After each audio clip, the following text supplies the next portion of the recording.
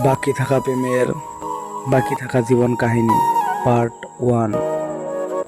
রহিম তানিয়াকে অনেক ভালোবাসতো। তারা দুইজন একই কলেজে পড়তো। রহিম সব সময় স্কুল গাইডে যে দাঁড়ায় থাকতো। যখন তানিয়া যেত, সে তাকে দেখে তার মনটা যেন অনেক ভালো লাগতো। আর সে তখন ক্লাসরুমে চলে যেত। সে ক্লাস করার পরেই আবার তানিয়ার রুমের পাশে যে তানিয়াকে দেখতো, সে তানিয়াকে দেখে আবার পরের ক্লাসে আবার স্টাডি করতো। একদিন তানিয়ার একটা প্রবলেম হলো, আর সে স্কুল থেকে বাড়ি ফিরে এলো। তখন রহিম ক্লাস শেষ করে তানিয়ার রুমেতে দেখলো তানিয়া নেই। সে তাকে সারা স্কুল খুঁজলো, তাকে কখনোই সে দেখা পেল না। তানিয়াকে কি করে দেখা পাবে, সে তো বাড়ি ফিরে এসেছে। আর রহিম মনটা ভার করে সে আবার সেই ক্লাসরুমে গেল, আবার ক্লাস আরম্ভ করলো।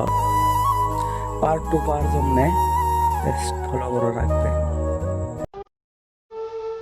সেদিন রহিম ক্লাস শেষ করেই সেই স্কুলের ঘাটে দাঁড়ায় থাকতো, কারণ স্কুল ছুটিয়ে গেছে, হয়তো সে তানিয়াকে দেখতে পাবে।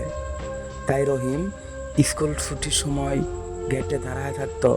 সব ছাত্রই এক এক করে পার হয়ে যেত।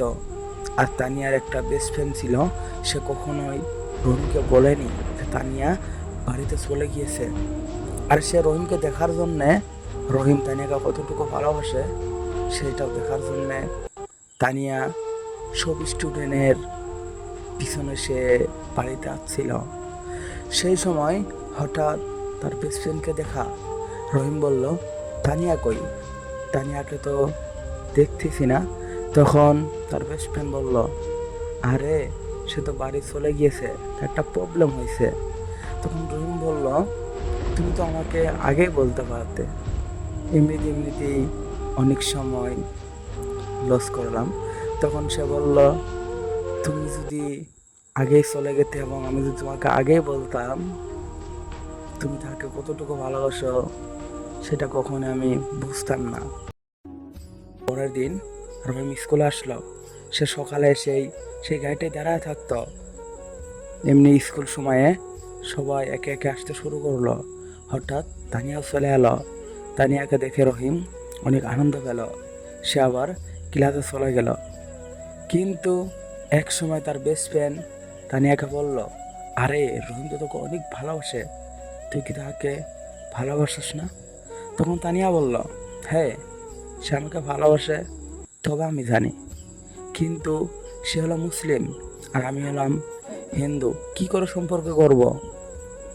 তখন তার বেস্ট ফ্রেন্ড রহিমকে বলল, আর কথাটা তো সত্যি, সে আমাকে বলল সে হিন্দু আর তুমি মুসলিম, তোমার সঙ্গে কি করে সম্পর্ক করবে?